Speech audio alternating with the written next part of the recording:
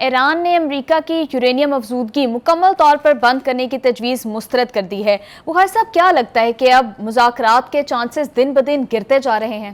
جی، میرے خیال سے جس قسم کا رویہ ٹرمپ نے اور ٹرمپ کے مذاکرات کاروں نے اپنایا ہوا ہے، یقینی طور پر اس کے جواب میں ایران کا موقف جو ہے وہ بھی سخت ہوتا جا رہا ہے۔ ایران نے یورینیم افزودگی کے بارے میں کے حوالے سے تجویز میں جو کچھ شامل ہے اس کو اکثر مسترد کر دیا ہے۔ انہوں نے کہا ہے نہ ہی ہم اس کی افزودگی میں کمی کریں گے، نہ ہی افزودہ یورینیم جو ہمارے پاس ہے وہ باہر کسی اور ملک میں بھیجیں گے۔ ایک بات تو یہ ہے۔ دوسری بات یہ کہ وہ کہتا ہے کہ آپ ہمارے خلاف جو پابندیاں ہیں وہ یکدم ختم کریں۔ امریکہ کہتا ہے نہیں، وہ ہم بتدریج آہستہ آہستہ ختم کریں گے۔ تو بنیادی طور پر جو اختلاف کی نوعیت ہے اس پر ہم کہہ سکتے ہیں کہ ٹرمپ جو ہے، جو مشہور ہو رہا ہے کہ وہ ہی از اے ڈیل میکر، وہ اس کا یہ رول جو ہے وہ ایران کے ساتھ میرے خیال سے کام نہیں کر رہا ہے، کیونکہ خامنئی کی طرف سے جو بیان جاری کیا گیا ہے اس کے بعد مجھے مذاکرات کا فیوچر جو ہے وہ بڑا بلیک جو ہے وہ نظر آ رہا ہے۔ آپ کو یاد ہوگا کہ ٹرمپ نے ابھی حال ہی میں ایک بیان دیا تھا کہ جی ہم تو بس ایران کے ساتھ معاہدہ کرنے کے بہت قریب پہنچ گئے ہیں۔ لیکن وہی ٹرمپ ہیں جنہوں نے پہلے جو مذاکرات ہو رہے تھے 6 ملکوں کے 5+1 جس میں ایران بھی شامل تھا، اس میں سے امریکہ کو نکال لیا تھا۔ تو ایک وقت میں تو آپ نے وہ کام کیا تھا اور اب آپ چاہ رہے ہیں کہ آپ کی شرائط پر ایران جو ہے وہ آپ سے معاہدہ کر لے۔ ایسا ہونے نہیں جا رہا ہے۔ دوسری طرف ہم دیکھ رہے ہیں کہ غزہ میں جو صورتحال ہے اس کے حوالے سے سیکورٹی کونسل کے اندر ایک بڑی اہم موو جو ہے وہ چلی ہے۔ اس کے 10 اراکین جو ہیں انہوں نے مطالبہ کیا ہے کہ اس تجویز پر ہماری جو ہے اس ریزولوشن پر فوری طور پر ووٹنگ کرائی جائے اور جنگ وہاں پر فوری طور پر بند کی جائے۔ بنیادی 2 نقطے ہیں اس میں۔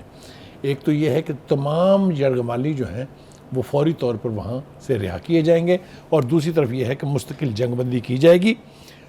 یہی مطالبہ حماس کا بھی ہے۔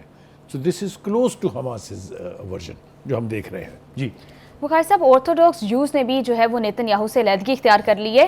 آرتھوڈاکس جیوز کا ایک نمائندے کا شاٹ ہمارے پاس ہے، وہ سنتے ہیں پھر آپ سے اس پہ تبصرہ لیں گے۔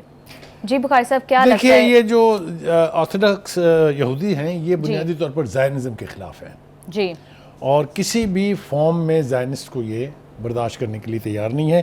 ان کی پارٹی جو ہے ان کا جو نام ہے وہ ہے یہودیہ التوارہ۔ جی، یہ پارٹی ہے، اس کی 7 نشستیں ہیں 120 کے ایوان میں، اور یہ اگر الگ ہو جاتے ہیں تو نیتن یاہو کے پاس ٹوٹل 68 سیٹس ہیں۔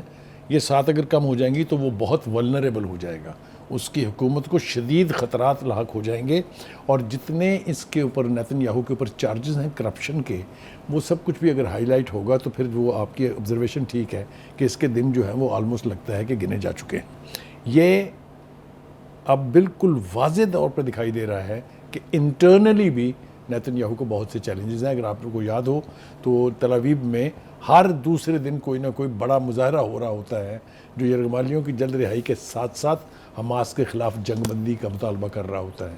تو یہ منظرنامہ عالمی طور پر تو اس کے حق میں اب نہیں ہے، کیونکہ عالمی رائے عامہ بھی بڑی تیزی سے بدل رہی ہے، لیکن ملک کے اندر بھی نیتن یاہو کو نئے چیلنجز کا سامنا ہے۔ جی بخاری صاحب، وہ کہتے ہیں خدا کی لاٹھی بے آواز ہوتی ہے۔ یوں لگتا ہے کہ نیتن یاہو کے دن اب گنے چنے رہ چکے ہیں۔ دہشت گردی کے خلاف ہماری جنگ جاری ہے۔ دتا خیل میں 14 خوارج ہلاک کیے گئے ہیں۔ بخاری صاحب، کیا لگتا ہے دہشت گردی کو کاؤنٹر کرنے کے لیے پاکستان نے جو اسٹریٹجی بنائی ہے، کیا اس سے مطلوبہ نتائج حاصل ہو سکیں گے؟ دیکھیے، میں تو کیلکولیٹر لے کے بیٹھتا ہوں، مجھے تو فیلڈ مارشل نے بتایا تھا کہ 1500 کے قریب ہیں ٹوٹل یہ، اور یہ 1500 ہم سے، ان کی 10 نسلیں بھی ہم سے بلوچستان نہیں لے سکتی۔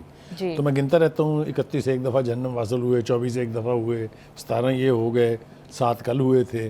تو میں تو مائنس کرتا رہتا ہوں۔ مجھے لگتا ہے یہ کہ انشاءاللہ ہم جلدی اپنا وہ ٹارگٹ جو ہے وہ اچیو کر لیں گے۔ اور آج بھی محسن نقوی نے کہا ہے، جو انٹیریئر منسٹر ہیں ہمارے، انہوں نے کہا ہے کہ ایک ایک کو چن چن کے ماریں گے۔ سو ریزالو از ایبسولوٹ۔ تو جو نتائج آ رہے ہیں ہمارے سامنے وہ بہت انکریجنگ ہے، اور اگر یہ رفتار جاری رہی تو وہ دن دور نہیں ہے کہ ہم امن کی زندگی جو ہے ہمارے صوبوں میں، ہمارے ہر ملک کے حصے میں امن ہی امن ہوگا۔ ایک اور اہم بات جو کرنا چاہتا ہوں یہ ہے کہ وزیر اعلیٰ بلوچستان نے ایک بہت کام کی بات کہی ہے۔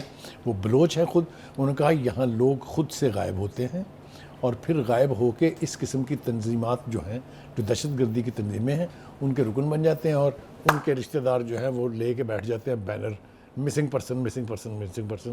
تو انہوں نے کہا ہے کہ یہ ایک منظم سازش کے تحت لوگوں کو گمراہ کر کے انہیں دولت کا اسلحے کا لالچ دے کے اس قسم کی تنظیموں میں شامل کرایا جاتا ہے, اور یہ بھی ہندوستان کر رہا ہے. آپ کو پتہ ہے ہم کو اتنا ایکسپوز کر چکے ہیں. جی بخاری صاحب, میں یہی بات کرنے لگی تھی کہ ہندوستان کے ساتھ جس طرح کے ہمارے حالات ہیں, کیا لگتا ہے کہ دہشت گردی کا گراف نیچے جائے گا؟ ایبسولوٹلی کوئی دو رائے نہیں ہے. مجھے تو مطلب اس میں ایک رتی بھر شبہ نہیں ہے.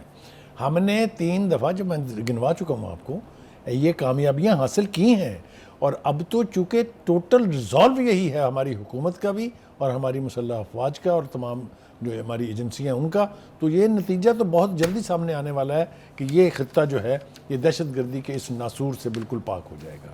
کوئی دو رائے نہیں ہے اس کے بارے میں. جی بخاری صاحب, آپ نے مسنگ پرسنس کی بات کی. یہ معاملہ جو ہے یہ بلوچ عوام کو گمراہ کرتا ہے, تو اس کو کاؤنٹر کرنے کے لیے کیا ایفیکٹو پالیسی بنائی جا سکتی ہے؟ اس کا ایک ہی طریقہ ہے کہ جو لوگ اس طریقے کے آپریشنز کے اندر ہلاک ہوتے ہیں ان کی تصویریں جاری کرنی چاہیے, تاکہ کوئی بھی ان کا رشتہ دار کسی کو دھوکہ نہ دے سکے اور بعد میں مسنگ پرسن کی پرچی لگا کے بیٹھ جائے. آپ کو یاد ہوگا مارنگ بلوچ کو کیوں گرفتار کیا گیا؟ اسی لیے کہ وہ جو دہشت گرد مارے گئے تھے ان کے لاشیں لینے پہنچ گئے تھے. جی, آپ یہ اندازہ کریں مامے کن کے بنتے ہیں وہ.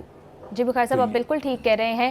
میں پروگرام اینڈ کرنے سے پہلے بلوچ عوام کو خراج تحسین پیش کرنا چاہوں گی جو اپنے مسلح افواج کے شانہ بشانہ کھڑی ہے اور دہشت گردی سے ڈٹ کر مقابلہ کر رہی ہے.